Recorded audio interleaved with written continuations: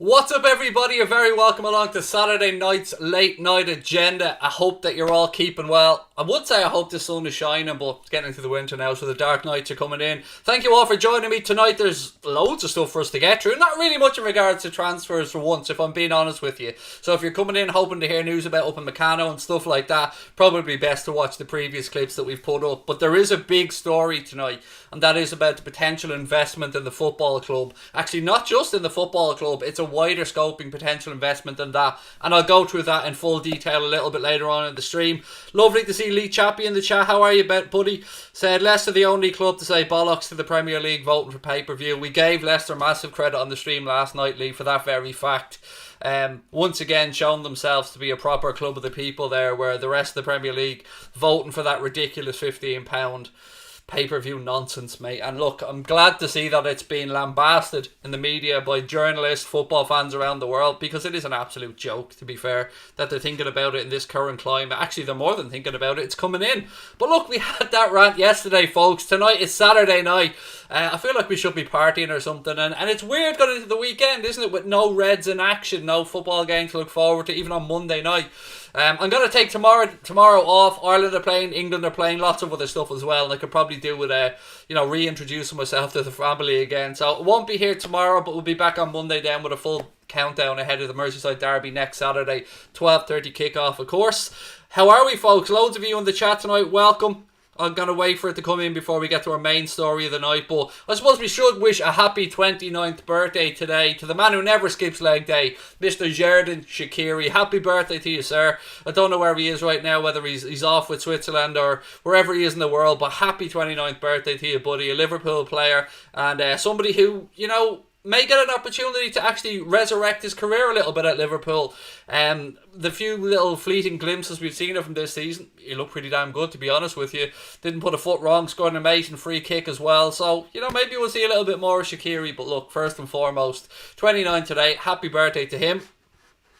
Road to 70k, said Hassan. I haven't even thought about the 70k road, mate. We're still on the 60k road, but hopefully the 100k road someday. Loads of stuff to get through. The big story tonight, though, is going to be about that potential investment in not just Liverpool, but in FSG, and we'll get to that a little bit later on. Travis saying no notification. I hate when this happens, mate. It happens so much to people, and there's nothing that us YouTubers can do about it other than hope that the notifications go out and, people have them turned on. It's something that's, happened to YouTubers all around the world for a very long time, and it's a bugbear for many of us, mate, unfortunately. Shaqiri the Cube, said Hexboom. Yes, a little power cube. Jadon Shaqiri, as I said, the man never skips leg day. What a free kick that was, by the way, in the League Cup, right into the top corner. Sensational. England-Belgium score predictions at Cadis next Iniesta. For me, mate, honestly, couldn't give two shiny shits about the England-Belgium game. Hopefully everybody gets through it well. Maybe Hendo gets a few minutes. But other than that, if England get out of that with anything other than a defeat, I think they've done okay. Because, Belgium, very, very good side. Thiago is back. Yes, there is some other good news, and it is nice to actually have some good news to talk about for a change with regards to players and illnesses and stuff. Thiago has recovered and has posted images on his Instagram, and I think on Twitter as well, of him walking around, getting better acquainted with the city of Liverpool. Now, of course, he is taking every precaution. He does have a mask over his face, following all the government guidelines as well. But it's great to see that he's working his way back to health, and hopefully we have Thiago ready, fit and available for the Merseyside derby next Saturday. So that's one piece of good news today, and it was lovely to see him finally been able to get a chance to get acquainted with the beautiful city that is Liverpool. I'm sure he'll fall in love with it over time, like everybody else has. Any news on Jack Butland today, Upamecano? Nope, nothing new today whatsoever with regards to either of those, mate. The Upamecano thing, it's not going to happen until next summer anyway. For those that aren't aware, there is a release clause in his deal that kicks in next summer. It's €40 million, I believe. It's €40 million, £40 million. I think it's euro. It would be making more sense that it's in euro if it's in his Leipzig contract. That kicks in next summer, which should probably see a whole host of clubs trying to get him in. But as things stand, it looks like Liverpool and Manchester United are leading the race for him and could go head to head for that signature. Jack Butland, no, nothing new on that one at all. Nothing new in the goalkeeper situation whatsoever. That domestic window, of course, is open until next Friday, so keep an eye on the situation. But I wouldn't be surprised if nothing happens, if I'm being honest with you. We were speaking about this a lot on our social media accounts, particularly on Twitter, over the past 24 hours or so, and you get a mixed reaction from fans, and it's understandable because at the minute the goalkeeping situation is a rather emotive topic that, gets people worked up and fearful, and when that type of stuff comes, sometimes you get disagreements and things. But what's most important here is that even though I will publicly say that I don't think Adrian is good enough at this moment in time, and I don't think Adrian has the confidence that we should be believing that he can get through these games, he is still a Liverpool player, so I'm not going to go in two-footed on him like others have. That's not the way I go about things. But look, I've been honest in my assessment. I'd rather see Kylian Kelleher given an opportunity, or I do understand the logic of perhaps going and looking into a short-term loan till January or something with the likes of Butland or Foster or somebody else from the Championship. But look, let's move on anyway and get to some of your comments tonight before we get into the big story of the night. I spent a lot of time researching this today, folks, reading a lot of articles, trying to gather up as much information as I can. So I'll go through that in a couple of minutes. I'm just waiting for more people to come in. Give Kelleher a go, said Cube. I absolutely agree with you, pal. I mean, why not? Do you know what I mean? I mean, we're already sitting here worrying about a potential mistake from Adrian. Why not give somebody who has a fresh Liverpool career an opportunity? Somebody who perhaps has more of a future at the club? Because with all due respect to Adrian, he's probably going to see out this year the contract anyway and go on his way. So Kylian Kelleher, a young goalkeeper coming through the system, if he's not going to get an opportunity now, when will he get an opportunity? I don't know. Obviously, I trust in Jurgen Klopp and the backroom staff, but I keep going back to this one thing. The expression on Virgil van Dijk's face after that 4th minute howler from Adrian. Not his first, not his second, probably won't be his last, but I don't know. Maybe the nerves are a little bit more because the Merseyside derby's coming up next. Mane and Thiago will be back, said Jake, which would be absolutely class. Absolutely class to go into that. How great is it that we still have to look forward to Thiago finally settling into that Liverpool midfield? We only got a little glimpse of him in the second half against Chelsea, and we'll get to see his full range of ability. We'll get to see him for the rest of the season. I can't wait. I'm really genuinely excited about getting to see Thiago settling at the club. Klopp will never play Kelleher in a game like that. Too conservative, said Neil Davies. I fear that you're probably correct, Neil. I don't know. Look, who am I to question Jurgen Klopp? Do you know, I have no right to be on here questioning a decision that somebody who has forgotten more about football than I'll ever know makes. But I just keep coming back to this nervousness. I mean, it's not maybe so much amplified now because there's nobody inside the stadium, but I cast your mind back to Mignolet and Karius when he went through those periods, or when they both went through periods of making errors. You could just feel almost an audible groan every time the ball went back to the keeper, and we were so nervous from corners and set pieces. And I'll never forget those memories. And they dissipated when Alisson came in, and we got to see how great he was, how commanding he was. And yes, he does make mistakes, but he makes them at far fewer of a level, I would suggest. And his mistakes haven't really cost us perhaps as much as Adrian's have. Obviously, Champions League, we can look back to that one. We can talk about the game against Villa as well. You know, who knows how that game against Villa would have worked out if Adrian's mistake had made. We could have still gotten beaten. We'll never know. What have we got? We seem to have too many young goalkeepers. We seem to have many young goalkeepers, said, what's this YSE fanboy? I don't know what that is, mate, but the name I mean. Said, we have too many goalkeepers. Grabara, Kelleher and our Brazilian lad. The future looks bright between the sticks. And he still didn't say we have too many. He said we have many. My apologies, mate. I misread your comment twice. We do, yeah. We've got lots of great young goalkeepers, mate. Grabara out on loan at our house. Kelleher coming through. Let's see what happens there. And of course, young Pitaluga, who we brought in from Fluminense, who's just after officially signing this week and will be settling into the club. Don't see him really getting an opportunity this early. And I'm not going to lie, I don't know too much about young Pitaluga. I haven't really had a chance to watch him play, but I'm sure that'll change over time. And Magnus said, Adrian just ain't good enough. This is the really tough part, mate, isn't it? Because this is where I become a bit of a hypocrite. And as football fans, I think a lot of the time we are hypocrites, and that's okay. If as long as we admit we're hypocrites, that's alright. I would have, you asked me 3-4 months ago, I would have said, yeah, Adrian would be grand as a backup goalkeeper. Even going into that Villa game, he'd be grand. I gave him more of the benefit of the doubt than I probably should have. Because you don't really assume your keeper's going to be out for too long, because goalkeepers don't really get injured for long periods of time too much. But yeah, look, this has shown up perhaps another area where we could look to strengthen in the next window, and I'm sure that they will, whether it be Pitaluga maybe getting a chance to progress through, Kelleher, or we dip into the market and bring someone in. Faceless London said that 7-2 was not just the goalkeeper, it was the entire team. Absolutely, mate. But the point I'm making about the 7-2 is you're 4 minutes into the game. You've already got questions around your goalkeeper. You're in that back four. You play the ball back to the keeper. A relatively straightforward ball.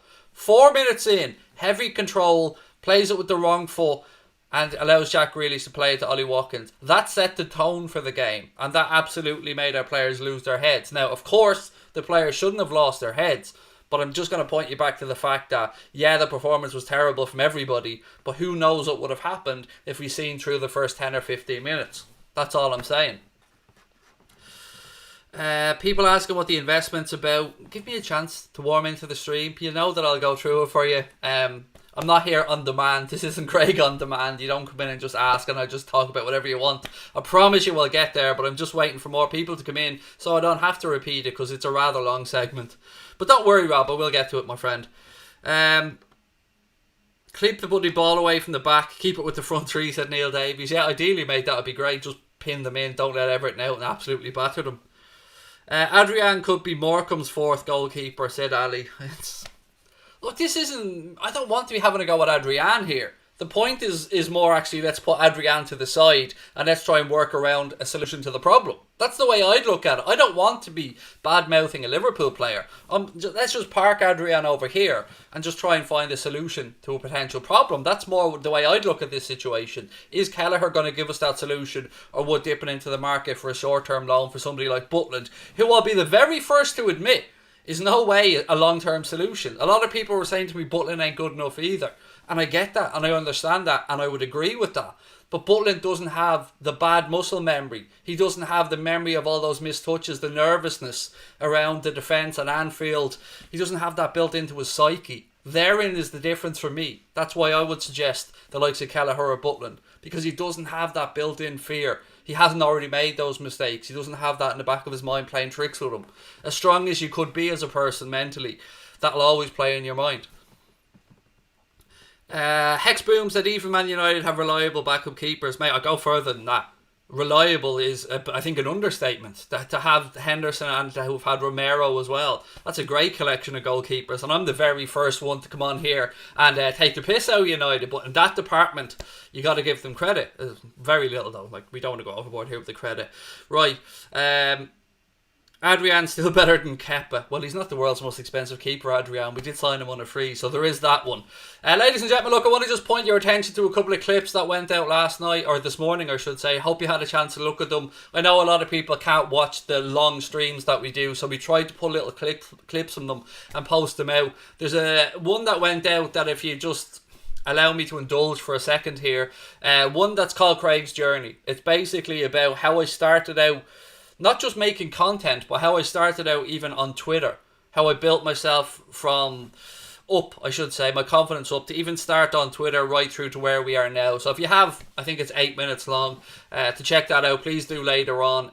Don't mind the ad, skip through it, go through the entire video, because as it goes on, it'll probably make more sense. And there's another clip gone out as well. So if you get a chance, please do check them. Also, don't forget to hit the subscribe button, drop a like on the video, and download the motherfucking Flick Chat. So I'm going full on Joe Rogan here, where he said the motherfucking Cash App. I'm going motherfucking Flick Chat. So make sure you download that as well, folks. Link in the description.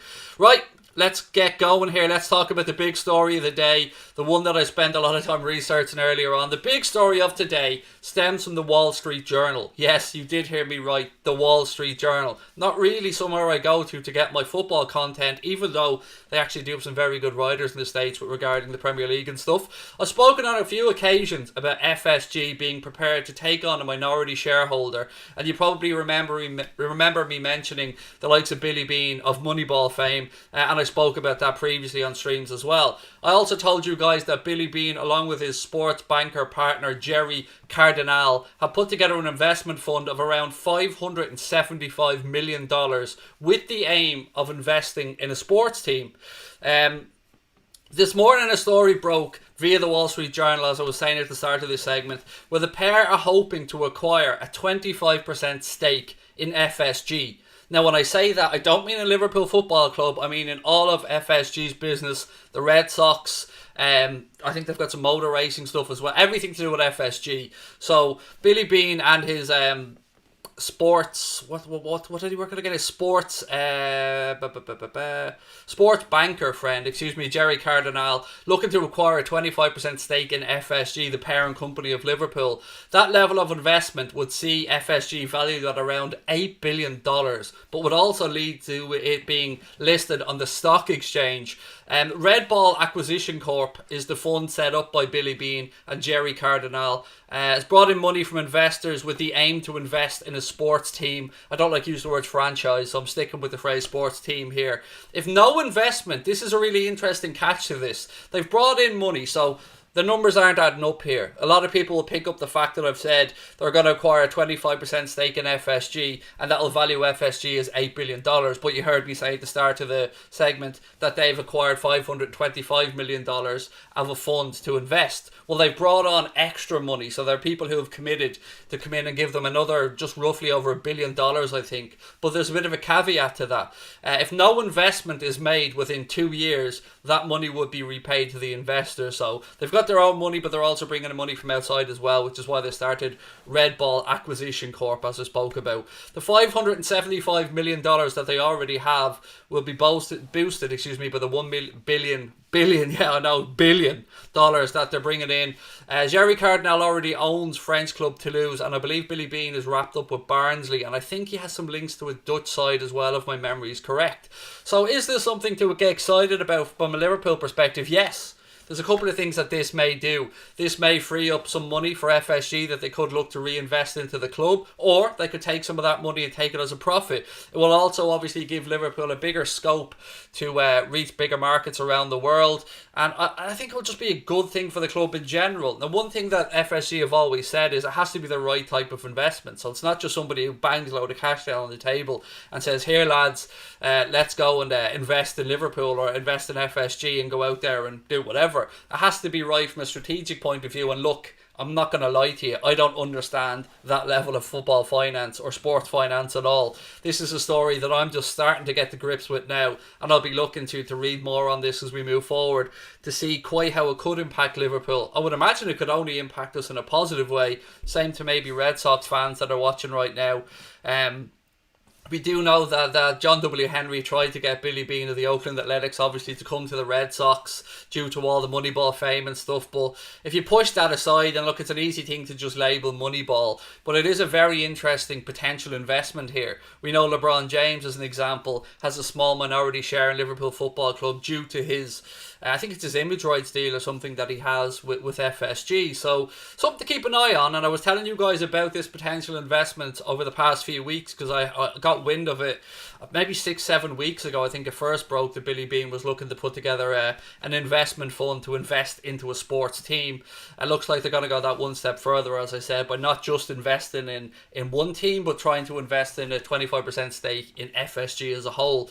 I've no idea how the potential flotation on the stock exchange would work, by the way, because I'm not going to lie to you, I'm not somebody who's, ever worked in stocks and shares or ever bought stocks and shares, so I don't know how that could potentially impact Liverpool either. But what I will say is, I've always had faith in our owners that they know what they're doing. They come from a background of sports. Yes, they do have their heartstrings attached to the Boston Red Sox, but they've been very good custodians of Liverpool Football Club as well, albeit there's some stuff that we can say that they've done wrong as a whole. I'm going to keep pointing out. They brought us Klopp, they brought us the European Cup, they brought us the Champions League, or the Premier League, Super Cup, Club World Cup, loads of new stuff, new main stand, training ground, lots of stuff. It'll be interesting to see how this potentially works out.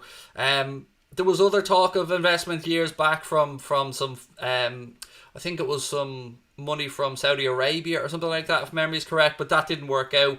I think it was actually the stepbrother or the brother-in-law of the guy that owns Manchester City at one point was rumoured to be interested in buying Liverpool, but the word was, no, we're not going to sell the club, and FSG have been very adamant about that yes, they will take on a minority shareholder, but they're not willing to sell the football club. So, again, I don't know what this means, but it is potentially a big story, and I'm sure once it gets picked up more broadly by the likes of James Pearce and the proper journalists, they'll cover this in far more detail than I'm able to bring you right now. But interesting times, ladies and gentlemen, and one definitely worth keeping an eye on. So let's wait and see where it goes, and let's wait and see how everybody's feeling in the chat. Get Billy Bean in, said Captain Clun.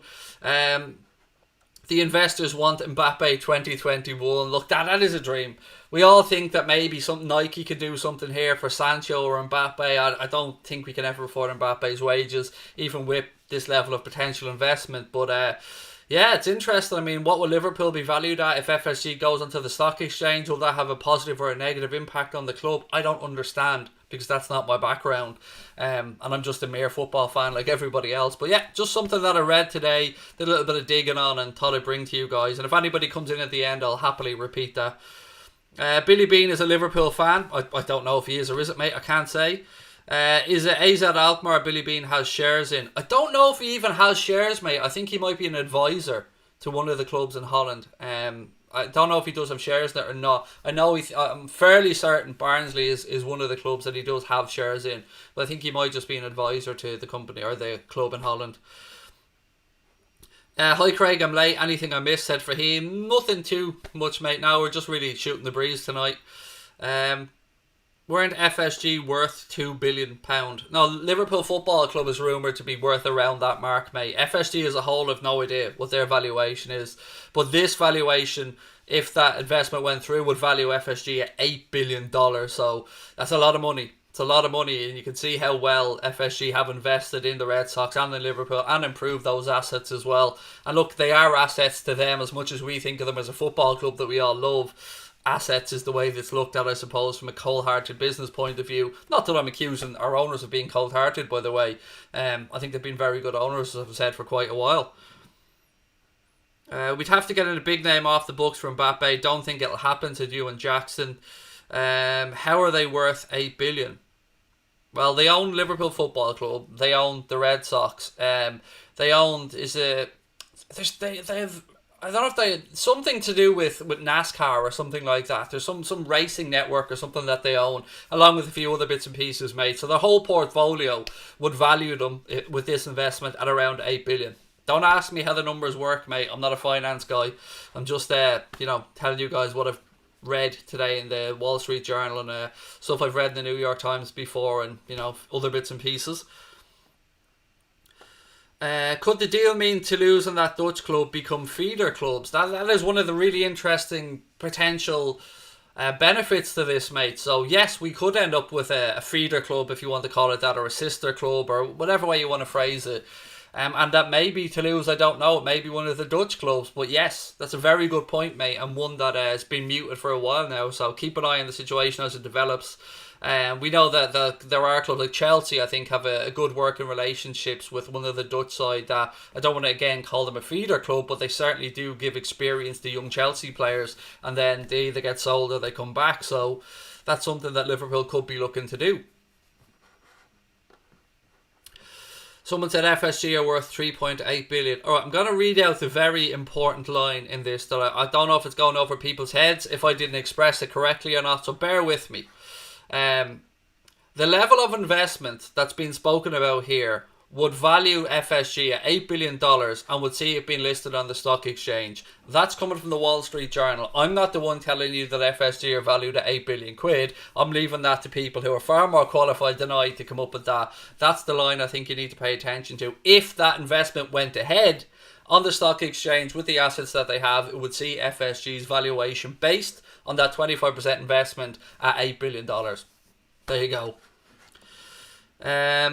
Huge sporting valuations, including the biggest baseball and one of the most followed football teams in the world. That's where they're worth so much. The merchandise will be ridiculous, said Ewan Jackson. George Takai said feeder clubs can be brilliant, as the Red Bull clubs have shown, Werner, Sabitzer, etc. But as Man City in their attempt have shown, sometimes it doesn't work. Yeah, it's a little bit strange, isn't it? As you said, like, you look at the City brand of clubs, and they have they've got Manchester City, New York City, they've got Melbourne as well, don't they? And they've a few other clubs around the world as well. And I don't know if they're thought of as feeder clubs, but they're certainly city brand clubs, and they haven't really produced a player that I'm aware of yet. But then you look at the likes of Red Bull, like you've said, and Red Bull have Salzburg, they've got Leipzig, I think they've got a Sao Paulo based team as well, and I think Red Bull have 5 or 6 football clubs if my memory is correct. And they definitely do work as feeder clubs, or they definitely do help other clubs from time to time with regards to a player moving from one to the other and enhancing that club. So that would definitely be the type of beneficial deal we'd be looking to do, to get players, give them experience. Whether it works out or not, you could sell them on then at a profit because they've got first team experience, or perhaps then they do the ones that are real success stories could come back to Liverpool. Again, it's all very up in the air stuff, but worth keeping an eye on. Shouldn't Rangers be our feeder club? No. Why would they? I mean, I don't want to be sending players up to play in the Scottish Premier League, to be honest with you, mate. I don't like the idea of plastic pitches being used. I understand it from Scotland's point of view, obviously, about the harsh weather conditions at times and stuff, but no, not for me. I would rather a more technical-based league. Again, no disrespect meant to the Scottish Premier League, but I don't buy into the Rangers, Celtic stuff, and I don't really pay much attention to it. What else we got? Red Bull have been a team in the MLS as well. Yeah, they've New York Red Bull, as you said. They've got the Salzburg, they've got Leipzig, I think they've got Sao Paulo, and I can't remember where the other Red Bull franchises are. Craig, would you bet on this investment happening? I mean, I've bet on some strange stuff in my life, again, but I don't think I've ever bet on a potential investment. Does it make sense? Yes, it does make sense from a very basic point of view. The owners are willing to accept the minority share, somebody that they already have somewhat of a relationship with, the friends with John W. Henry and Billy Bean are friends. So yeah, it makes sense that maybe if they've put together this package to invest, that they'd listen to them, and of course they know that there's mutual respect from both sides. So certainly a good starting point for these negotiations or for this potential investment. Keegan Murphy said, we don't have Glazers for owners, hands up in the air. Yeah. The funny thing about, again, I'm no finance expert, but the funny thing about the way the Glazers bought the club was that leverage buyout of Manchester United and the interest payments that they're paying back on the loan that they've used. So, again, very basic understanding of football finance or finance in general, but to leverage a club means that you're basically borrowing the value of the club against the club. So you're basically saying this club is worth £1 billion. I have 100 million of my own money. Let's rack up another 900 million worth of debt and put it on the football club and pay back that debt. The problem with that is those debt repayments take away from money that could be reinvested into the football club, whether that's in the playing staff, whether that's in the infrastructure or whatever. And then you've got models of owners like our owners who come in and buy the club, don't take any money out of the club, use their own money to buy the club, increase the value of that club, and then in the long run will sell it for a massive profit at the end, having not taken a penny out of the club during their time as owners here. That's, to me, an ideal way for owners to be. If they make a massive profit in the end after really improving Liverpool, the stadium, the training ground, I mean, could you begrudge them it whenever they sell it? I couldn't. I think it's the right way to go about it. We've already got a feeder club, Southampton. I think even Southampton would have a laugh about that one. Are we still after Sarr? Seems to have gone very quiet, Addison, around the Sarr stuff. And again, he is a player that any Premier League club right now could go and buy, because that window allows clubs in the Premier League to go and buy players from the Championship, League 1 or League 2, and vice versa. It allows Championship, League 1 and League 2 clubs to loan or buy players from the Premier League. What it can't allow is for Premier League clubs to still do business with each other. But yeah, Sarr's available. If somebody wanted to go in maybe to try and get the likes of Todd Cantwell, he'd be available. Yeah, it's interesting, and I'm surprised that we haven't seen another move or two take place yet, at least another high caliber move or two. I mean, we heard that Manchester United were maybe interested in Sarr and other clubs, and nobody's really followed up that interest. Could be because of the response they got from Watford when they went in. Maybe Watford hit them with a high figure, or the structure of the deal that Watford wants just wasn't appealing to Premier League clubs. I don't know. Scotty said, Craig, are these Jack Butland rumours true? Some parts of the media think they are true. Some parts of the media think they're complete rubbish. I genuinely don't know, mate.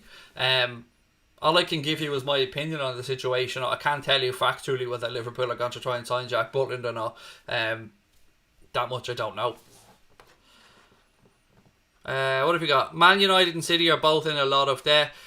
Even worse, mate, to the best of my knowledge, I think that Roman Abramovich, before this summer's transfer investment, so like let's put aside the 200 mil or whatever it is that Roman Abramovich gave to Chelsea this summer as a loan, shall we say, he's in debt to about £1.2 billion from Chelsea Football Club right now. That's how much they owe their owner. And as you said, if the likes of these oligarchs get bored, they could absolutely just asset strip Chelsea and call back in the debt, and the football club may not exist. Again, very basic understanding from my point of view around football finance, and I'm sure there are people watching this far better educated than myself around the subject that will point out holes in it, and that's sound. I'm always happy to learn and take on new information. I think we all should be, actually. Spurs are the only club in the top six which have less than 100 million in debt.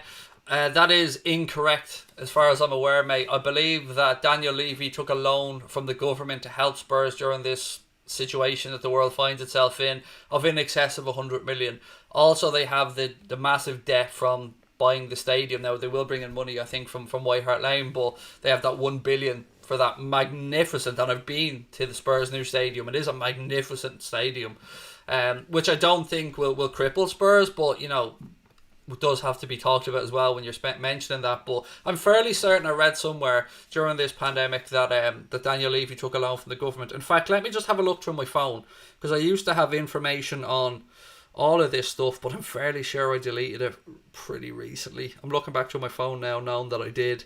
Yeah, I used to have much more information on this, but I think 2 days ago I deleted it. What I do have still, though, was Pep's shopping list of defenders, which always makes me laugh. So far, Manchester City under Pep Guardiola have spent £409 million on defenders alone. Isn't that just mental? On defenders alone in Pep Guardiola's tenure. Hexboom said, Sarr's not worth 50 million. Absolutely agree with you, mate. He isn't. But I think 40 million was what was being asked for, from my limited understanding of the situation.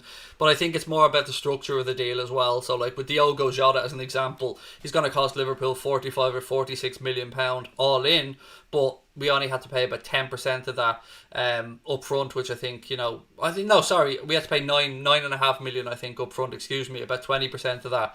And the rest of the installments over the course of his contract. The Thiago one was absolutely genius for Michael Edwards. 20 million guaranteed to Bayern Munich and another 5 million in potential add-ons. That's going to be 5 million a year payments for the 4 years that Thiago's here, plus maybe those add-ons. Again, just great business from the club, the way they've structured the deals. How much debt are Manchester City in? I don't know, mate. I don't even look into Manchester City's finances. I don't go down that rabbit hole, because it is just that, a rabbit hole. I mean, we'll probably have Miguel Delaney on for an interview over the coming weeks. Miguel Delaney of The Independent, somebody who's looked into this situation with Manchester City in much more detail, and perhaps that's something I can raise with Miguel when we have that interview. Was Jota too expensive? That Jota deal is really interesting for a couple of reasons. I think the deal is a little bit inflated, but I think it's inflated on both sides. So I think perhaps the money that we got for Kylian Hoover inflated the cost of the whole deal. So we paid 90 grand for him, and I think if my memory is correct, Liverpool could receive somewhere between 12 and 14 million for that deal with Wolves. Is he a 12 or 14 million pound player? No, not at this moment in time. He isn't. I think that deal was a little bit inflated, and the Jota fee was probably a little bit inflated. How that benefits either club, again, somebody who understands finance would probably be able to give you a better answer to that than me. But I do think, it was probably a little bit inflated. And sometimes if you're doing these type of things as well, like if we went in there to buy Diogo Jota and had a pile of cash, we probably would have gotten him a good bit cheaper, because Wolves would have got all that money straight up front and then could have invested it. Sometimes, like on everything else in life, if you take out money or you take out something over a long period of time, you end up paying back more. So you end up maybe paying more for the asset or the house or the television or whatever it is. Thoughts on Sancho to Liverpool, or would you prefer Mbappe? I'd prefer Mbappe, 100%, but I think Sancho is infinitely more possible than Kylian Mbappe. Even allowing for the fact Mbappe's contract is running down at Paris Saint-Germain, he is wages are like going to be astronomical, like 5, 6, 700 grand a week, something that we just couldn't afford, and something that may completely destabilise our dressing room. Whereas Jadon Sancho might be willing to come in and accept a wage, let's say a base wage. I'm spitballing here, so don't hold me to these numbers. Let's say 200 grand a week plus a load of bonuses, and Liverpool are known to highly incentivise their contracts, which is a good thing because if players hit those targets, they get paid, the club get paid, we all win. I read something really interesting earlier on, actually. Obviously, do my prep work for Paul Tompkins' interview next Thursday. I was reading Pearce and I was going through that book. And one of the things I read in the book that I found very interesting was a little segment on Neymar. Now, as you guys know, I'm not Neymar's biggest fan. But Neymar has turned out, again, I don't have the exact numbers to hand, but over the past 3 league campaigns for Paris Saint-Germain, I think it's something like 17 league appearances, 15 league appearances, 12 league appearances, and for the last 5 seasons in a row, no matter what club he's been at, Neymar has either been injured or banned in and around the time of his sister's birthday. Coincidental? Perhaps. Do I think it's coincidental? Not a fucking chance. I think it's absolutely done on purpose. And it's one of the reasons why I think Neymar will always go down as a wasted talent. Neymar could have been the next Messi, the next Cristiano Ronaldo. He's got all the talent in the world, but he just doesn't have the will and the desire and the drive to really become what he's capable of becoming, which is why I don't like him so much. It annoys me because it's such wasted talent in my opinion. But yeah, for the money he's on at Paris Saint-Germain, and yes, he was brought in there to help deliver them a Champions League. They heard that he's only making 17, 15, 12 league appearances. That's shocking, if I'm being honest with you. Neymar is awful, said Hexboom. Neymar owes Spain 30 million quid. It is astonishing the amount of footballers that go to play in Spain, leave Spain to go elsewhere, and then get hit with a massive tax bill from the Spanish government. It's happened to Messi, who's still there. It happened to Cristiano Ronaldo. I think it's happened to Luka Modric as well, if my memory is correct, and a few other high-profile footballers. They seem to always underpay their tax when they're playing in Spain for some reason. There's some more stuff I wanted to get through. Bruno Fernandes isn't happy at United, said Addison. I had heard some talk, and again, Goldbridge is probably the best one to talk about this. He would know in infinite detail about what's going on at United. I just, watch from the outside as a Liverpool fan and hope that the club, continues to be a laughing stock, which, people are going to come in and go 7-2. My answer is, yeah, whatever, go fuck yourself, you're still shit. Simple as that. But for the Bruno Fernandes stuff, there was talk that there was a bit of a dressing room bust up there at half time or something at the last game. I don't know if it's true or not. I don't know if he's happy, unhappy. But he does strike me, Bruno Fernandes, as somebody who would be a thorough professional. So I would expect that even if he is unhappy, he'll continue to play there. But, I don't know the inside of that one. Could Jota be the next Mane? They're different styles of players. I think Jota is a bit more... I want to say the word obvious, but I don't mean it in a disrespectful way. So one of my favourite things about the likes of Bobby Firmino and Sadio Mane is you never know what you're going to get. So they could just pull something mad out of the air that you wouldn't expect them to do. Diogo Jota seems a bit more... Again, rigid is not the word I'm trying to use. I can't really express myself well enough. But he's very tactically astute, very fit. He's a pressing machine. And almost you know what you're going to get from him to some extent, if you know what I mean. But I mean that in the most complimentary way. I'm so happy that we signed Diogo Jota. I think it's a fantastic piece of business. And one of those names that when you heard we were signing him, you just went, yeah, okay, I can see how he fits in. That makes sense. But yeah, I don't know. It's a bit difficult to try and compare him to Mane. Our Liverpool scout and Dominic, I don't even know how I pronounce that surname, Shobalozai from Salzburg. I wouldn't have a clue, but we will be scouting hundreds, if not thousands, of players from around the world, mate. Just another interesting thing, actually. If you do get a chance, please do read Paul Tompkins' book, Perch, the one that I'm going to be interviewing him about next week. It is a fascinating read, and I've learned so much from reading it, as I always do when I read Paul's books. But one really interesting thing that I learned, and it's kind of not really... probably as interesting to other people as I found it, but do you know Liverpool have a team of over, I think, 24 or 26 cooks that work around the first team. They have a team of people that fly out for away European games, and they have a team of cooks that fly or travel to away Premier League games, as well as having obviously Mona and the group of people there that cook for the first team. They also give cooking lessons to the first team and their partners and stuff, and as well, so they can learn about nutrition when they're at home.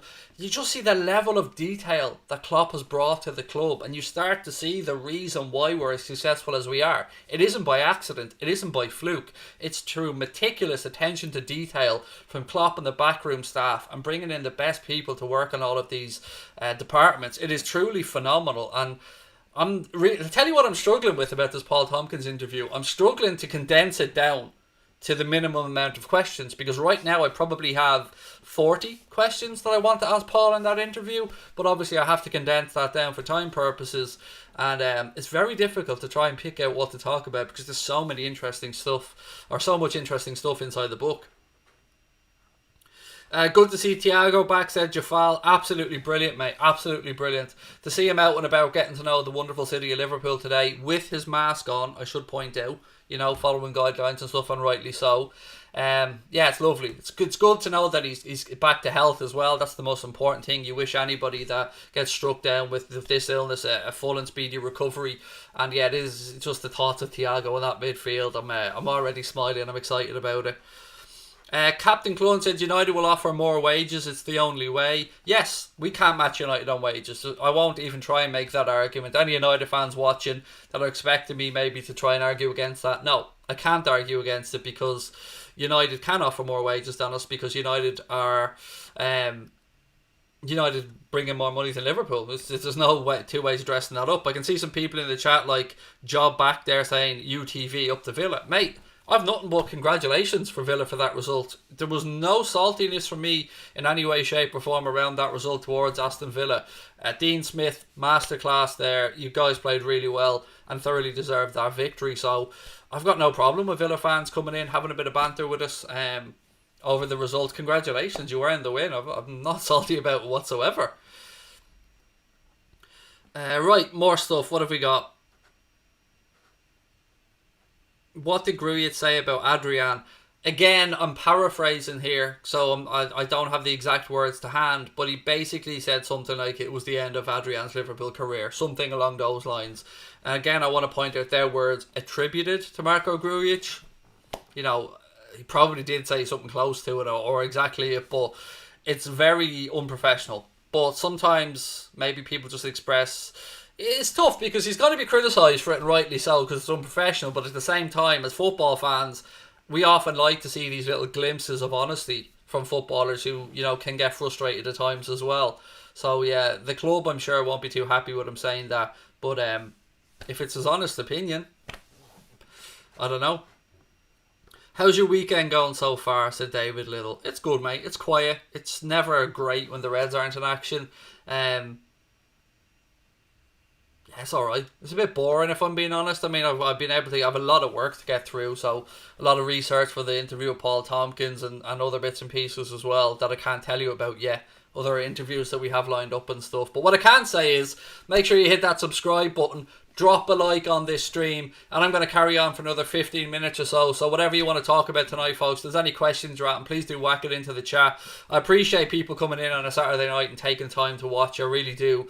As you can see, we've absolutely torn past 50,000 subs, and again, a massive thank you to everybody.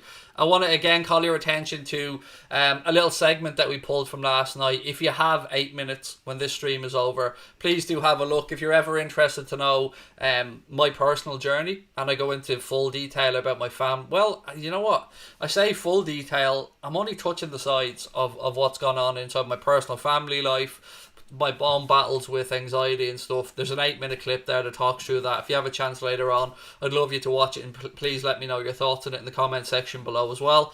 And to somebody who replied to a community post on YouTube, let me just take a second to deal with something. So Connor posted up on a community tab about the video on mental health, and somebody actually replied with, I subscribe to a Liverpool fan channel, what's all this about, or something like that.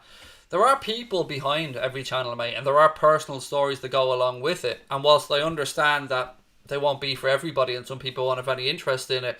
A little bit more respect towards the topic, I think, would have been called for there. Me a year ago would have just said F you, but, you know, I'm just trying to be a bit more diplomatic about it now. And this isn't just about me, it's about the day that's in it. It's Mental Health Day, and it's a subject that should be spoken about. I went a little bit ahead and spoke about it last night instead of today, but again, please do check out the clip and let me know what you think of it anyway.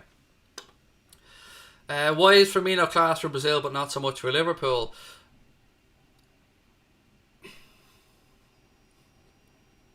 Yeah, we touched on this yesterday. I'm trying to be, again, just thinking through my answer. He scored 2 for Brazil last night. And I didn't watch the game, by the way, I just seen the clips. But from what I've been told, he wasn't all that involved in the game. It was just his fantastic positional sense, being in the right place at the right time. Now, for Liverpool, I've seen him get into these positions, but he hasn't been taking the opportunities. Now, if you look at Bobby Firmino's first goal in particular last night, you mean I would have scored it, you would have scored it, your dog would have scored it. It was a tap-in from, you know, he had to follow it in, but it was a tap-in from a yard out. I mean, he's not going to miss them for Liverpool if that chance got given to him a yard out in front of the goal. So, I look at it from a different perspective. I look at it that maybe that little trip away with Brazil and a couple of goals that he scored will lead to him coming back full of confidence ahead of the Merseyside derby, which is what we all want. We want the Bobby Firmino that banged in 27 goals a few seasons ago. That's the Bobby Firmino we want back, full of confidence and flair, and back to his brilliant best. So if that helps him, if that's a catalyst to make Bobby Firmino, you know, something click and get back to himself, brilliant. Have at it, like, whatever works. Ali Nasir said Kelleher or Adrian. For me, buddy, I will go with Kelleher because I don't see the benefit of playing Adrian. I don't see what there is to gain in this situation, whereas I can see a lot of potential gain from Kylian Kelleher. And again, I can go into the whole muscle memory stuff about mistakes that I spoke about before, but you're probably sick of me talking about that. What have we got? Copboy Keith said, nice to see Bobby get a brace for Brazil. It'll do his confidence the world of good. What else is there? Remember, Sterling's missed the Champions League. Nothing's guaranteed. I feel like you're just nitpicking for the sake of it now, mate. Yeah, Sterling missed, but Sterling's known to miss an awful lot of chances, mate. And yeah, anything can happen. I mean, it's just fucking nitpicking with me over the whole thing about a yard out, mate. Have you got nothing better to say? Nothing better to add to the conversation than that? Okay, people can miss from a yard out. I apologise. Nothing is 100% guaranteed. But Christ almighty, mate. I mean, nitpicking. Dave Smith said, my boy has autism and dyspraxia, and that lad can piss off in my opinion. Yeah, look, my son has autism, you know that. I have Asperger's. I don't actually talk about that part. I talk about my anxiety all the time because I don't feel that the Asperger's really affects me on a day-to-day basis, other than the fact that I'm a little bit blunt and stuff. And yes, anxiety can go along with that, but dyspraxia I've got very limited awareness of. I think if my memory is correct, dyspraxia can play into your balance and stuff being off, mate. If again, forgive me if I'm wrong on that one, but most importantly, let me just say that I hope your son is well, mate, and I hope that he's enjoying life at the moment, and I'm sure that he is, because I know his daddy's a very good father. So yeah, lots of love to your son, mate. That's all I can really say on that one. Brian said, a bad performance in a derby could be hugely detrimental to Kelleher's development. Tough call, you know. I will flip that again, and I will acknowledge, Brian, that makes a lot of sense. But I'm a glass half full kind of person. So what if it was beneficial to his development? And even worst case scenario, if it's detrimental to his development, which I don't believe it would be, the chances of Kylian Kelleher actually progressing to become Liverpool's first choice keeper already are probably minimal. With the addition of Pitaluga, with Alisson being here, of course. So I just think, you know, calculated gamble. My first option would be to go into the loan market, by the way. Let me point that out there, for a short-term deal until January or something. Deku836 said, thoughts on Upamecano to Liverpool. Makes sense in every scenario, mate. I mean, the 40 million quid buyout clause, that makes sense for a player who's 21 years of age. I'm fairly sure he's a French international. I'm fairly sure he's been capped by France. If not, he will be. Somebody who's got Champions League experience, somebody who has a lot of experience at 21 already in a very difficult position to gain that much experience in at that young age. Just ticks all the boxes for me. The style of football that he plays, being able to play out and pass out from the back, you know what you need from modern centre-back, just screams like a Liverpool signing to me. So it makes sense in every sense of the word. Yeah, I hope it happens.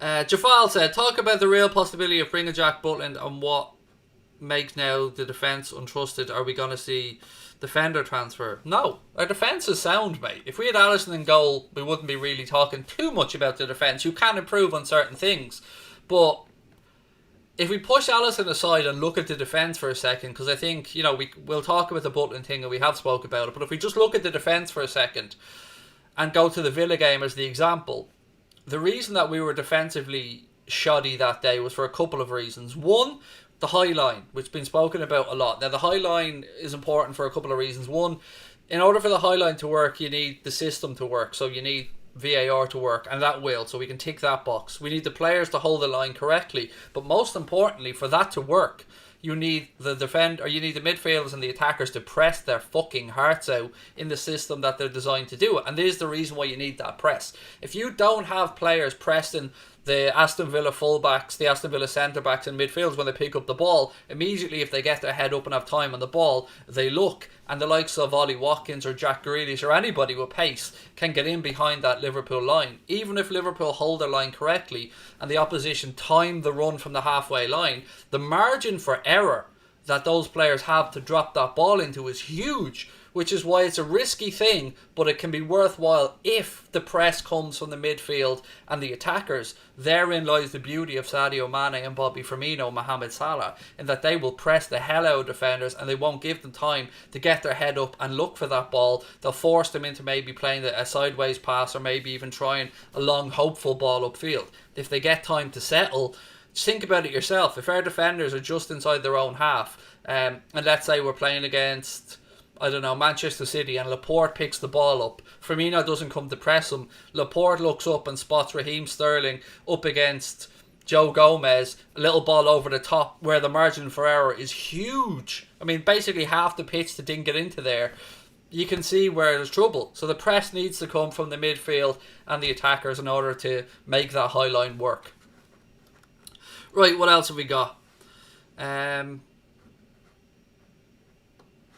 said, I'd be slightly worried because our fans have shown themselves to be very little patient for any keeper not called Alisson lately. To be fair to our fans as well, some of them absolutely have overreacted, Brian. I can't disagree. Some of them have been too far over the top, but we've also had a string of keepers who, you know, have given us reason to be nervous as well, mate. That's, you know, before Alisson. That's what I will say. Mignolet gave us reason to be nervous. Karius gave us reason to be nervous. Adrian given us reason to be nervous. So it isn't unfounded, albeit it is sensationalised.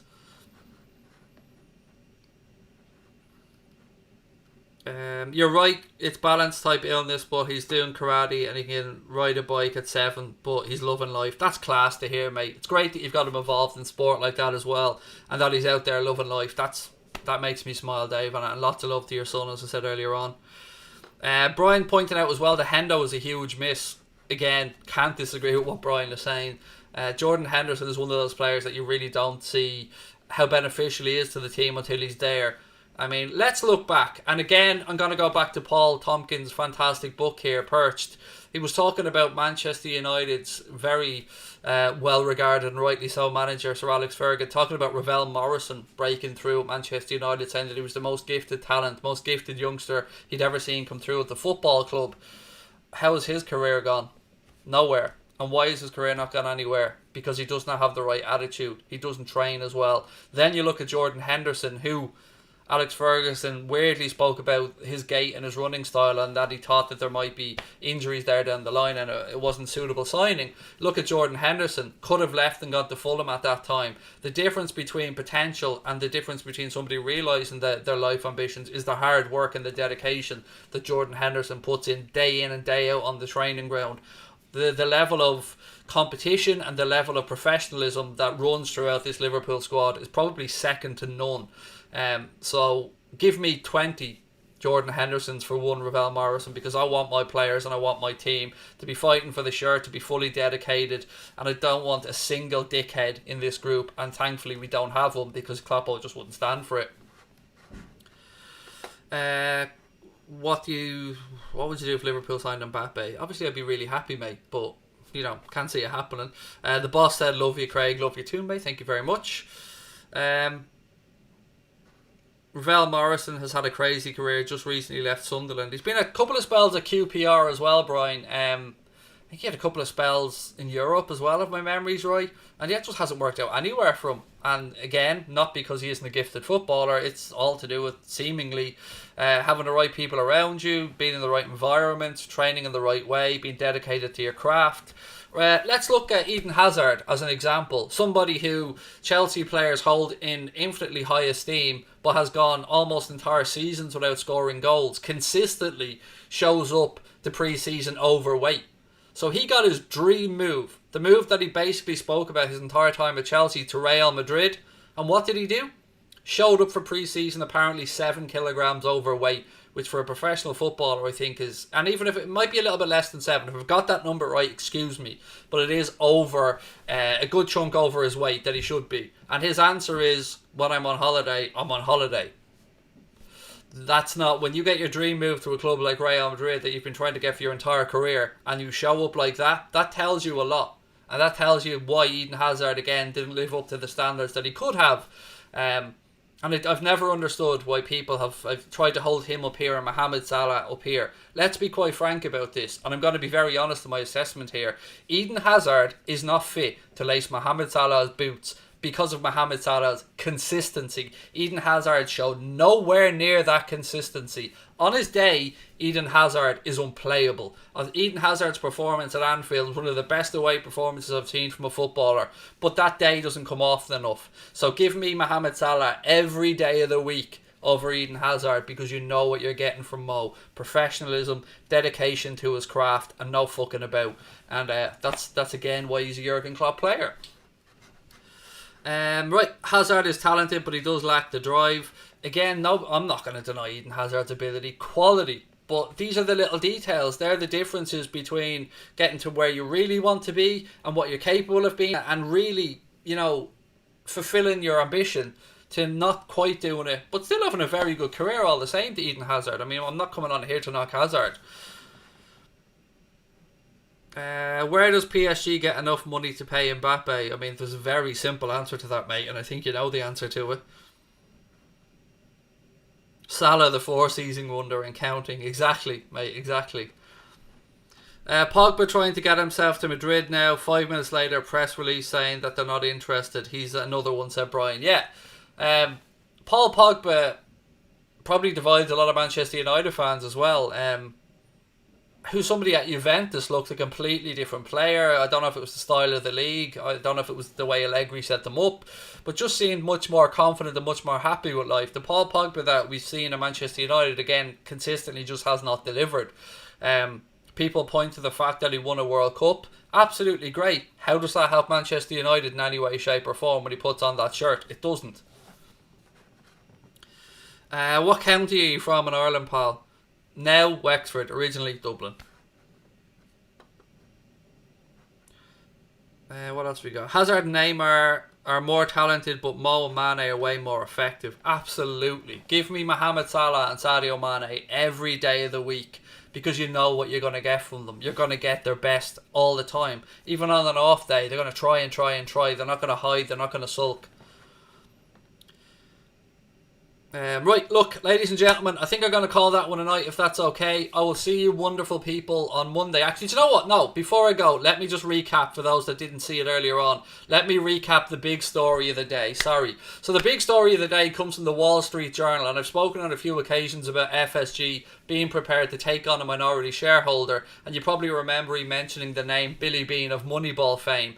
I told you guys that Billy Bean, along with his sports banker mate Jerry Cardinal, have put together an investment fund of around $575 million with the aim of investing in a sports team. This morning the story broke via the Wall Street Journal that the pair are hoping to acquire a 25% stake in FSG, Liverpool's parent club or parent company. Obviously, that level of investment, along with the other $1 billion that I'll talk about in a second, would see FSG valued at about $8 billion and would also see it being listed on the stock exchange. Red Ball Acquisition Corp, which is the fund set up by Billy Beane and Jerry Cardinal, has brought in money from investors with the aim to invest into a sports team. If no investment is found within that 2-year period, that excess money of around $1 billion would have to be repaid to any investors, but it looks like they're trying to get that deal sorted where they take a 25% stake in FSG. The $575 million that they've already raised will be boosted by around the $1 billion extra that I spoke about from those other investors. And Jerry Cardinal already owns Toulouse, and I believe Billy Beane has a stake in Barnsley, and I think he's also he also does some advisory work or something like that for a club in Holland. So this is something we've spoke about a lot on the channel over the past couple of months. I talked about potential investment coming down the line to Liverpool. The owners have always been willing to take on somebody who they think could strategically help them move forward, and it's not just about the money. They were never willing to sell the club at this moment in time. They always spoke about a strategic minority investment in the club. It looks like it could be a little bit further here with Billy Beane and Red Ball Acquisition Corp looking to invest in all of FSG. So FSG with regards to the Boston Red Sox, Liverpool Football Club, and everything else that FSG have their hands in, shall we say, with regard to their business. So keep an eye on it. Let's sit and see what happens. There's probably a good chance that there's some truth to this one. No, there's absolutely some truth to it. What I mean is there's probably a good chance this may happen because of the good relationship that already exists between John W. Henry and Billy Beane. Obviously, Billy Beane with the Oakland Athletics, famed for that Moneyball system that John W. Henry tried to bring to the Boston Red Sox. You've all seen the film, I'm sure. Let's wait and see. It's going to be very interesting to see if they can get that done.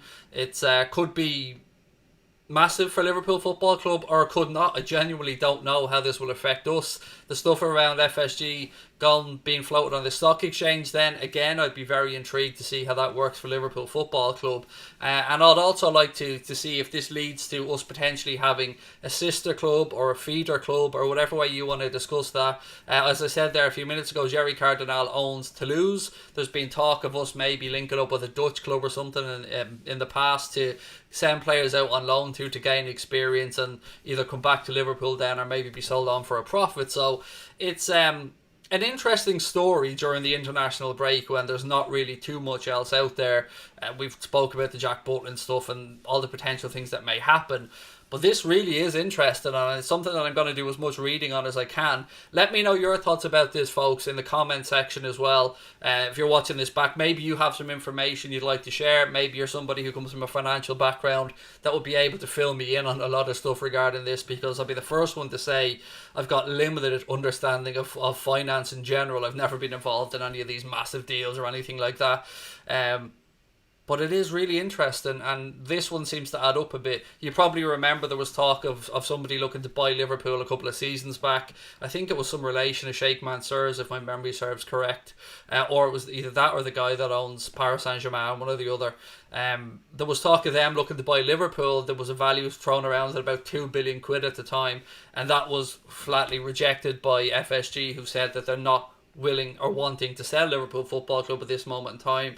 But they have always publicly held the line, and they've been very consistent on it in saying that they are open to the possibility of taking on a partner or a minority stakeholder in the club. We know that LeBron James owns a small stake in Liverpool Football Club. I think it's to do with an image rights deal or something like that that he has with FSG as well. Again, that's great. It helps brand awareness for Liverpool. It helps get Liverpool out there. Seen LeBron arriving for the NBA, I think it was the finals, with his Liverpool shirt on, his class.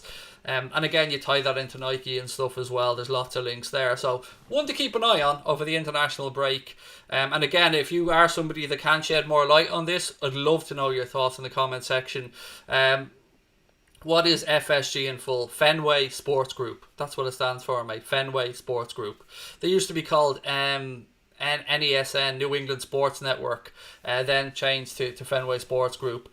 They have a lot of other assets. I think there's a lot of, they own assets to do with, I think, motor racing and a couple of other bits and pieces as well. I don't have the full list to me at hand. Again, this is a new story, one that I'm just trying to find information on. But have a look at the Wall Street Journal yourself. Have as much of a read about it as you can, and let me know if you have anything else. Perhaps you're somebody who knows more about Billy Bean and what he could bring to Liverpool Football Club, because, you know, I've only heard Billy Bean's name mentioned with Moneyball and the Oakland Athletics. I don't really know much about the dude other than that. So any feedback on that or any info on that would be greatly appreciated as well, folks. And yeah, look, interesting times ahead for Liverpool Football Club. We keep going from strength to strength, and, you know, again, the owners have made mistakes along the way, but I keep saying they've brought us to where we've wanted to be. We've got the Holy Grail of the Premier League. We've got the European Cup, best manager in the world, a fantastic squad, a new main stand, training ground facilities.